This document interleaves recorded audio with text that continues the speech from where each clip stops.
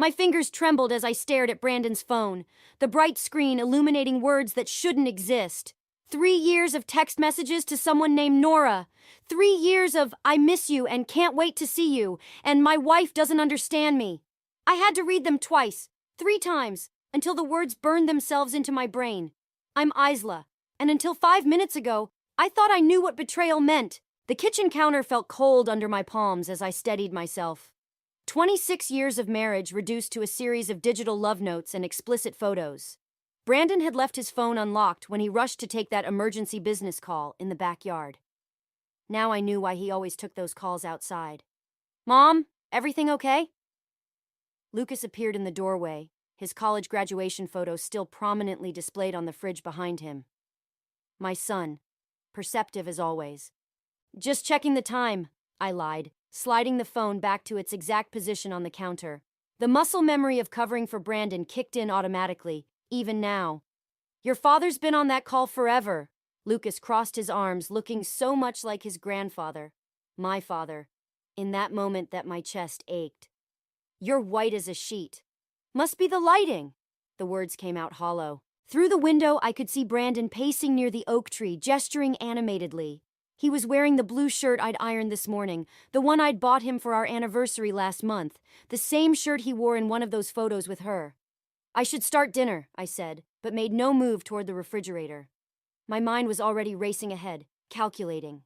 The joint accounts, the farm my parents left us, the life insurance policies. "Mom!" Lucas's voice was gentle. "What did you find?" I turned to face my son, this young man who'd grown up watching me smooth things over, make excuses, keep the peace, just like my mother had done, until the day she died. The Thompson women, always protecting their men from consequences. "Nothing that wasn't there all along," I said finally. "I just wasn't looking." Brandon's laugh drifted through the window, that rich, charming sound that had first drawn me to him at 19, the same laugh he probably used on Nora, 26 years old, the same age I was when Lucas was born. "Whatever it is," Lucas said, "you don't have to handle it alone." I picked up the knife I'd been using to chop vegetables before Brandon's phone had buzzed with that fatal message. The weight felt good in my hand. Solid. Real. "You're right," I said, setting it down carefully. "I don't." Brandon's voice grew louder as he approached the back door. I could time it perfectly. 3 steps across the patio, 2 more to the door, then he'd breeze in with some excuse about work, kiss my cheek, and ask what's for dinner, like he had 1,000 times before. But this time would be different. This time I wouldn't smile and nod. This time I thought of my father's words on his deathbed. "The farm's yours, Isla. Don't let anyone take what's yours." I heard the back door open. "Sorry about that, honey," Brandon called out. "You wouldn't believe the day I'm having." I picked up his phone, unlocked it again with the password I wasn't supposed to know, and turned to face the door. "Actually," I said, "I think I would." The look on his face told me everything I needed to know about the war that was coming, and for the first time in 26 years, I was ready to fight. The next morning, I watched Brandon pack his overnight bag like it was any other business trip. His movements were precise, practiced, the same routine I'd watched for 26 years. Only now I noticed how he checked his phone 3 times while folding a single shirt. "The Thompson account needs my personal attention," he said, not meeting my eyes. "I'll be back Thursday." I nodded, thinking of the texts I'd seen. "Can't wait for our weekend getaway." The timestamp showed Nora had sent it yesterday afternoon. "The farm's property taxes are due next week," I said, keeping my voice steady. "We should discuss the payment before you leave." Brandon's hand stilled over his suitcase. "I thought we agreed to sell the back 40 acres. "No." The word came out sharper than I intended. "You suggested it. I never agreed." "Isla." He used that tone, the one that always made me feel small, unreasonable. "The farm's bleeding us dry. Your parents wouldn't want—" "Don't!" My fingers curled around the doorframe. "Don't tell me what my parents would want." Lucas appeared in the hallway, coffee mug in hand. The tension in the room hit him like a physical wave. "Everything okay?" "Your mother's being stubborn about the farm again," Brandon said, zipping his bag with unnecessary force. Lucas set his mug down. "The farm that puts food on our table? The one that paid for my college? The one that's now worth millions to developers," Brandon countered. "We could all retire tomorrow if—" If we betrayed everything my father built? The words escaped before I could stop them. Brandon's head snapped up, eyes narrowing at my choice of words. I need to check the accounts, I continued, softer now. Make sure we have enough for the taxes. I'll handle it. Brandon reached for his laptop bag. Like I always do. No, I stepped forward. I think it's time I took a more active role in our finances. The silence that followed felt like thunder before a storm. Brandon's smile didn't reach his eyes. Honey, you've never shown interest in the business side before. Why start now? Because it's my legacy too. I met his gaze. My name's on those accounts. Lucas moved closer to me, his presence solid and reassuring. I can help, Mom. My degree's in finance, after all. Brandon's laugh held an edge. This isn't a school project, son. No, Lucas replied. It's family. The word hung between us like an accusation. Brandon checked his watch, another practiced gesture I now saw through. We'll discuss this when I return, he said, shouldering his bags. I have a plane to catch. As he headed for the door, I called after him. Brandon, the Thompson account. That wouldn't happen to be in Aspen, would it? He paused, just for a fraction of a second. Denver, why? Just curious. I smiled, thinking of Nora's Instagram post from yesterday. A ski resort tagged in Aspen. Have a safe flight. After he left, Lucas turned to me. Mom? I need you to teach me everything you know about forensic accounting, I said, still staring at the door. And I need you to be discreet about it. Does this have anything to do with what you saw on Dad's phone? I thought of my mother, how she'd kept quiet about my father's struggling farm until it was almost too late. How she'd finally taken charge, saved everything through sheer determination.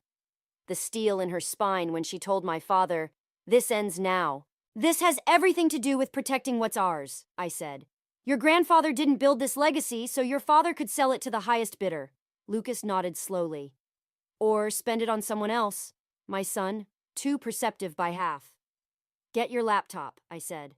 We've got 3 days before he returns, and I want to know exactly where every penny has gone. As Lucas disappeared upstairs, I pulled out my phone and opened the banking app. The password Brandon thought I didn't know unlocked 26 years of financial records. Somewhere in those numbers, Nora's footprints would be waiting, and this time, I wouldn't look away. The numbers on Lucas's laptop screen blurred together as midnight approached. 2 days of digging through financial records had left me numb until I saw it. A pattern of transfers to an offshore account, each one timed perfectly with the farm's quarterly profits. He's been doing this for 5 years, Lucas said, his voice tight. Every time the farm turned a profit, he diverted half to this account in the Caymans. I stared at the total, $2.3 million. My father's legacy, draining away like water through cupped hands. There's more, Lucas continued, clicking through documents. The development company interested in the back 40? Dad's been meeting with them for months. He's already signed preliminary paperwork. The betrayal felt physical, like a fist to the stomach. He can't sell without my signature. No, but... Lucas hesitated. Mom, he's been forging your signature on other documents. Small things at first, but recently... A notification popped up on my phone. Brandon's nightly check-in call. I let it ring. Show me everything, I said. Lucas pulled up document after document. My signature, almost perfect but slightly off, appeared on loan applications, property assessments, even a power of attorney I'd never seen. The bank called earlier, Lucas said quietly. They're concerned about unusual activity on the farm's business account. My phone buzzed again. A text from Brandon. Why aren't you answering? Everything okay? I thought of my mother's voice. A Thompson woman knows when to fight. She'd said it the day we discovered my father's cancer, when the medical bills threatened to overwhelm us. She'd fought then, saved the farm, saved us all. We need to move fast, I said. How much can we legally transfer before he returns? Lucas's fingers flew over the keyboard. The farm account's in both your names, but the equipment loan is only in his. If we... A sharp knock at the front door cut him off. Through the window, I saw Walter Thompson's Mercedes in our driveway, its headlights still burning. Uncle Walter? Lucas frowned. It's almost midnight. I stood, smoothing my shirt. Let him in. Walter Thompson filled the doorway like a storm cloud, his expensive suit incongruous in our farmhouse kitchen. Isla, he said, not bothering with pleasantries. Brandon called. Says you're not answering his calls. I've been busy, I replied. Looking at our finances. Something flickered in Walter's eyes. Brandon handles all that. Not anymore. I gestured to Lucas's laptop.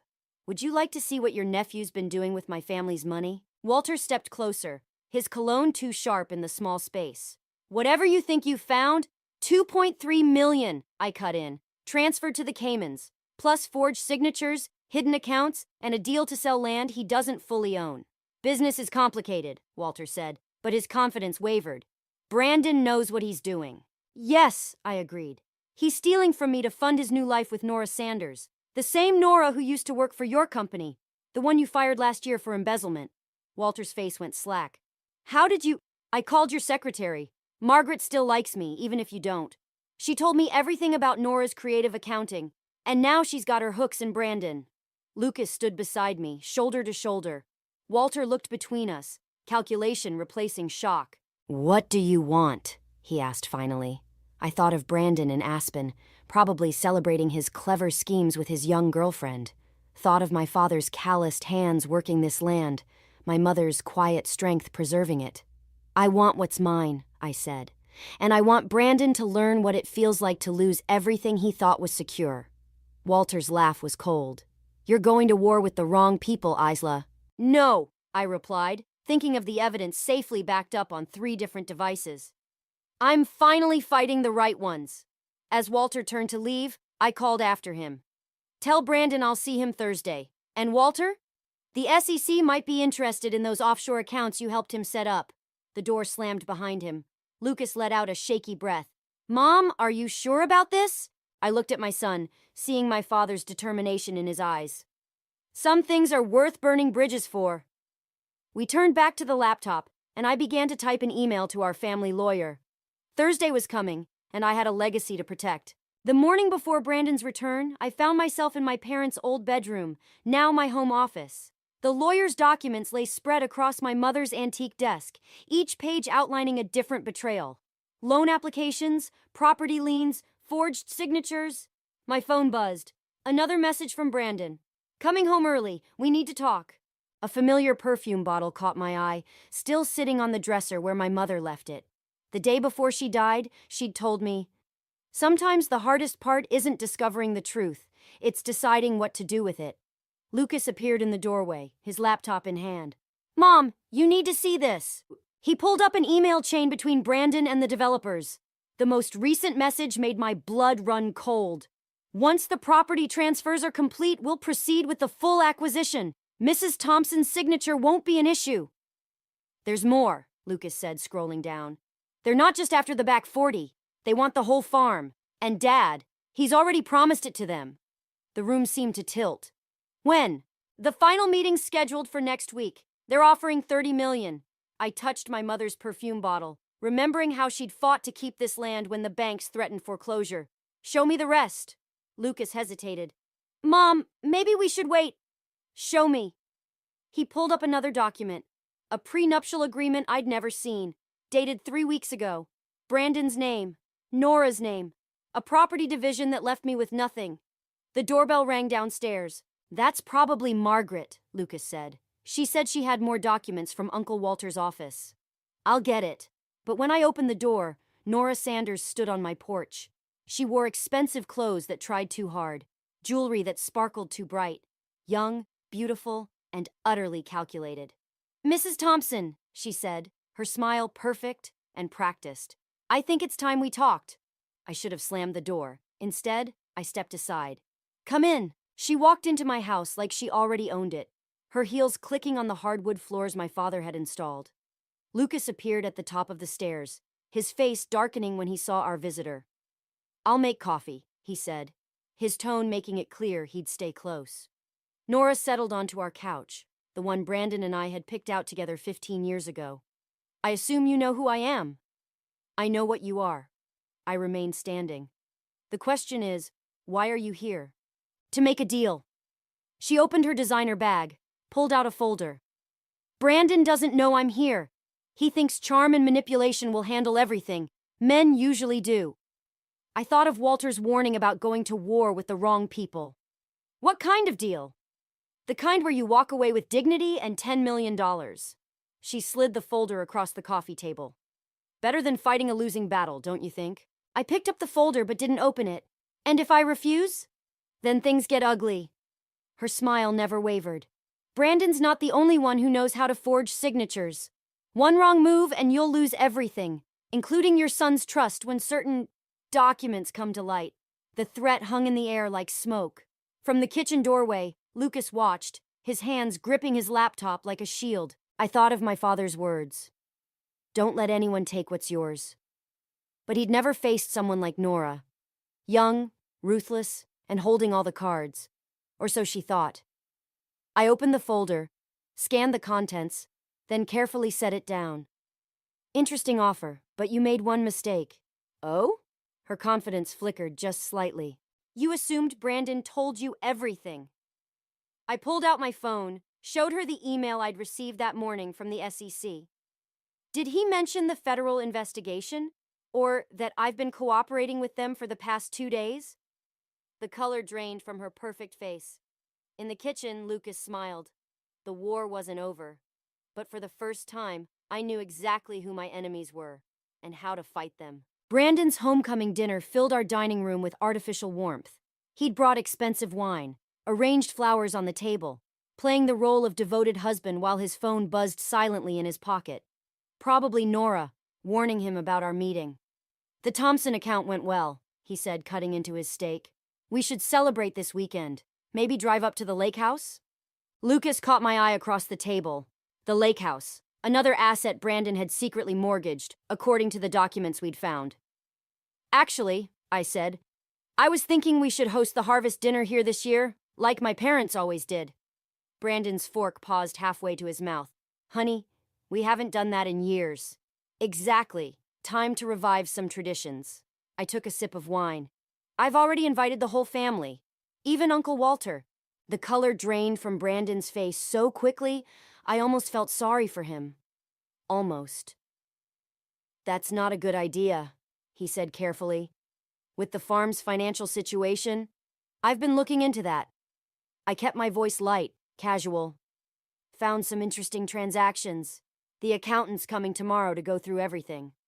Brandon's knuckles whitened around his fork. I handle the finances. Not anymore. I set down my glass. The SEC called again today. They had some questions about offshore accounts. The silence that followed felt like glass about to shatter. Lucas pushed back his chair.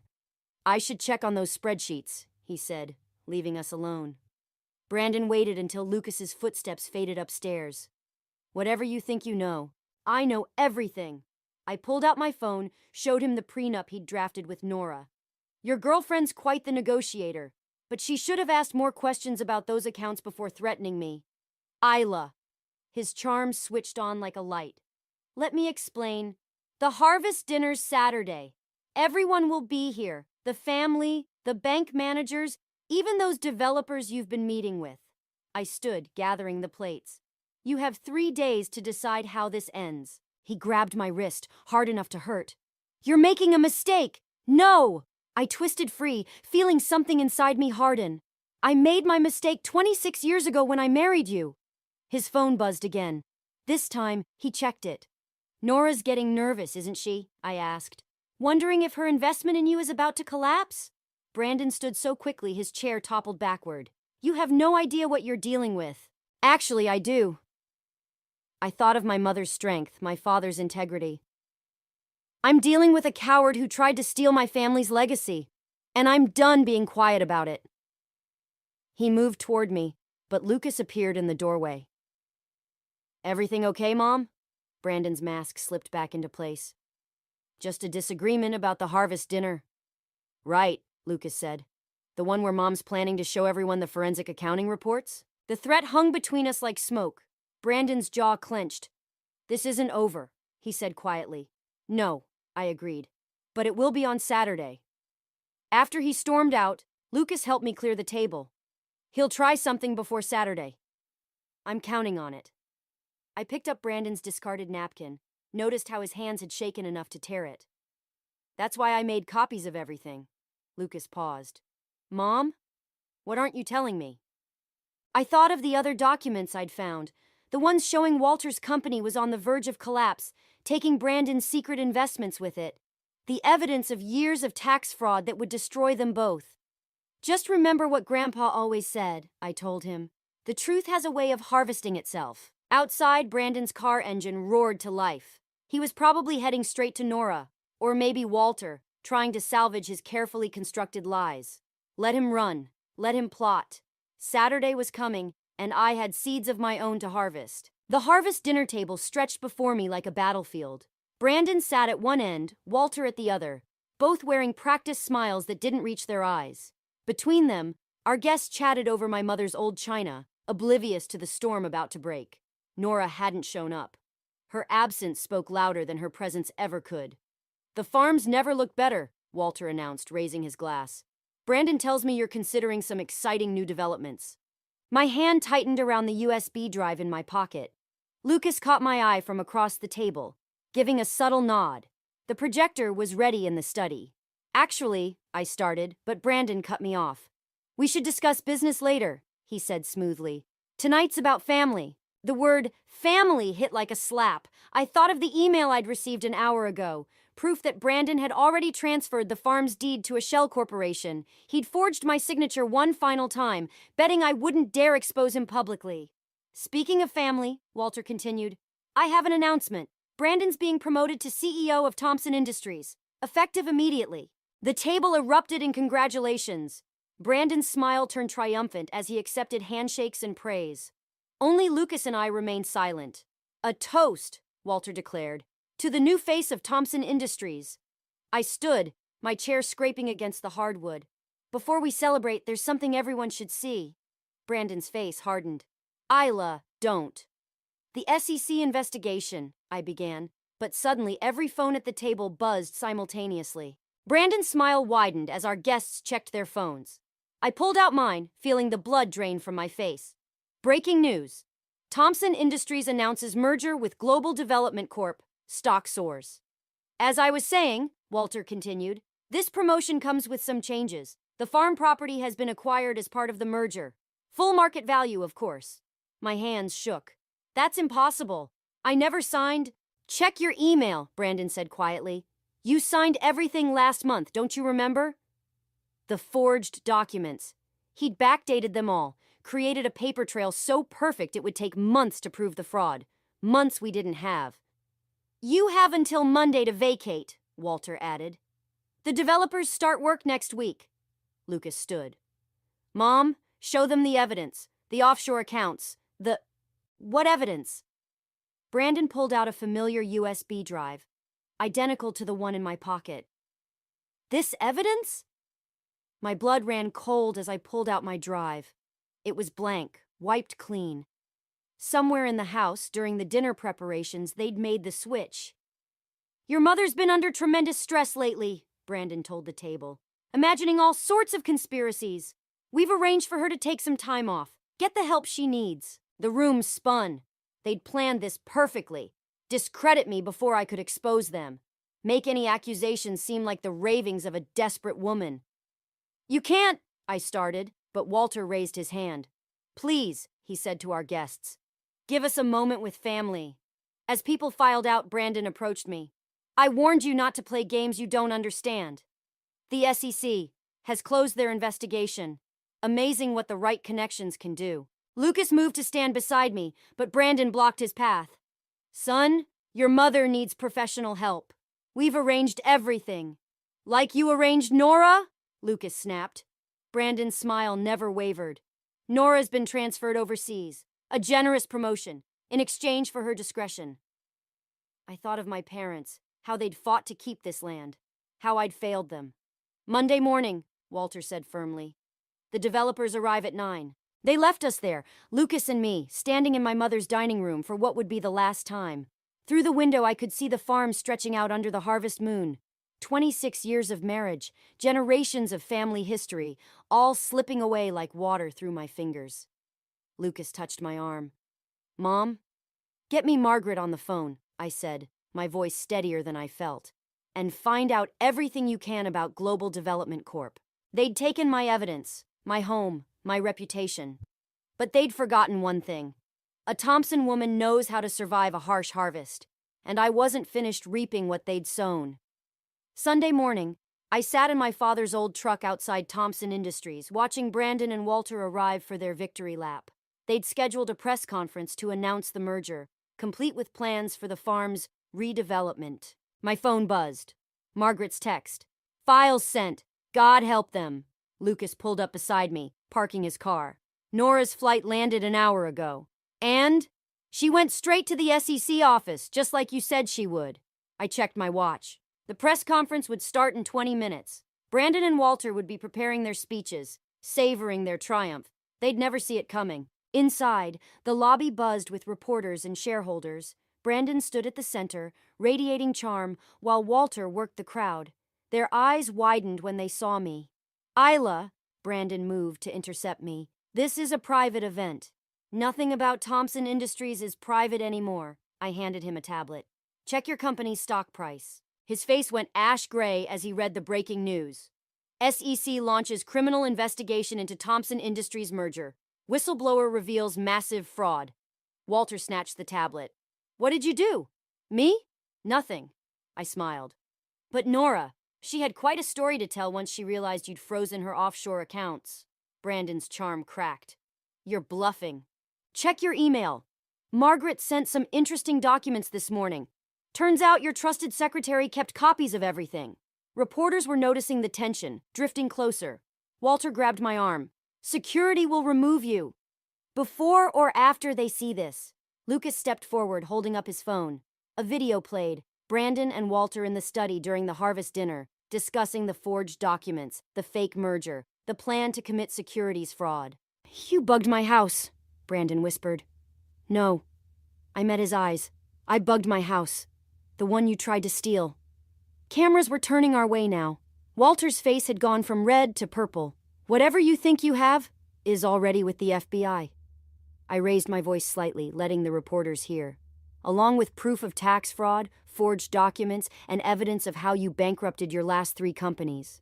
Brandon lunged for Lucas's phone, but security moved in. Not to remove me, but to contain the situation. The crowd was growing, phones recording everything. You can't prove, Walter started, but his phone rang. His face crumpled as he listened. When he hung up, he looked ancient. The board, he said to Brandon. They're calling an emergency meeting. The merger's dead. Brandon's mask finally shattered. You stupid bitch. You've destroyed everything. No! I thought of my mother's strength, my father's integrity. I protected what's mine. The farm stays in the family. The only thing destroyed is your illusion of power. Mrs. Thompson? A FBI agent appeared, flanked by others. We need to speak with Mr. Thompson and Mr. Thompson? As they were led away, Brandon turned back. I gave you everything you have. No, I said quietly. You tried to take everything I earned. There's a difference. The press swarmed as Brandon and Walter were escorted out. Lucas put his arm around my shoulders. Mom, you okay? I watched my husband of 26 years disappear into a federal vehicle, thinking of all the quiet dinners, the subtle manipulations, the years of making myself small to make him feel big. The farm needs attention, I said finally. Harvest season's not over. Outside, reporters shouted questions about the scandal, the investigation, the millions in fraudulent deals. But all I could think about was the autumn wind on my face, the smell of earth after rain, and my father's words, "The land remembers who loves it." Brandon had forgotten that.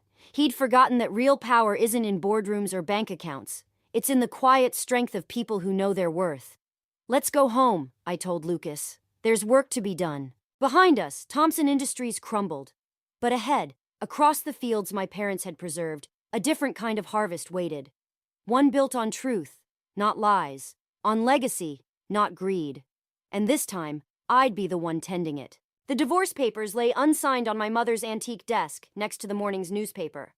The headline still caught my eye. Thompson Industries executives face federal charges. Brandon's corporate headshot stared back at me, his practiced smile now a reminder of all the lies I'd believed. Through the window, I watched Lucas directing the harvest crew across the back 40, the land Brandon had tried so hard to take. The autumn sun caught the golden wheat, making it look like waves of light. My phone buzzed. Nora's name appeared on the screen. I'm not testifying, she said without preamble. Brandon's lawyers offered a deal. I figured they would. I traced my finger along the desk's worn edge, remembering my mother doing the same when making difficult decisions. But you should know, the SEC already has everything they need. A long pause. He said you'd say that. He says a lot of things, Nora. That's why we're both here. The line went dead. Through the window, I saw Lucas wave to someone, Margaret, arriving with another stack of documents. She'd been instrumental in exposing Walter's long history of fraud, earning herself immunity in the process. The doorbell rang. I knew who it would be. Brandon stood on our porch, my porch now, looking smaller somehow. The designer suit was gone, replaced by department store clothes that didn't quite fit. The prosecutors offered a plea deal, he said. I know. 5 years instead of 20. He shifted, uncomfortable in his new reality. If you speak on my behalf. I thought of all the nights I'd spent going through records, tracking his deceptions, protecting what was mine. No. Isla. The farm's latest harvest report. I cut him off, holding out a folder. You'll need it for the asset division. He took it, frowning as he read. His face changed as he understood. These profits, they're higher than anything you ever reported, I corrected. Amazing what happens when you actually invest in the land instead of trying to sell it. The sound of tractors filled the silence between us. Lucas and the crew were bringing in the last of the wheat, just as my father had taught me to do. I never understood this place, Brandon said finally. What it meant to you. No, I agreed. You didn't. He pulled out a pen, signed the divorce papers without reading them. His hand shook slightly. Walter made a deal, he said. He's testifying against me. Like father, like son. The words came out sharper than I intended. Brandon flinched. I really thought I could make you understand. About Nora, about the business. You thought you could make me small enough to fit into your world. I took the signed papers. But I was never the one who needed to grow. He looked past me into the house. Our house once. Now just another thing he'd lost by trying to possess it. What will you do now? He asked. I thought of the agricultural college's proposal sitting on my desk. They wanted to use the farm as a teaching facility, combining traditional methods with sustainable innovation. Lucas had already drawn up the business plan. I'll do what my parents did, I said. Plant seeds and watch them grow. After he left, I walked out to the wheat field. Lucas saw me coming, jumped down from the tractor. Everything okay? I handed him the signed papers. It is now. The wind carried the scent of earth and harvest, just as it had when I was a girl learning at my father's knee. But now there was something else in it, the promise of change, of growth. Mom? Lucas pointed to the horizon. Storm's coming. I watched the clouds gather, thinking of all the storms we'd weathered here, all the ones yet to come. Good, I said. The land could use the rain.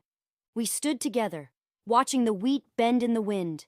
Behind us, the farmhouse stood steady, its foundations deeper than any corporate tower. And in my pocket, the key to it all weighed exactly as much as it should, heavy with responsibility, light with freedom. The first drops began to fall.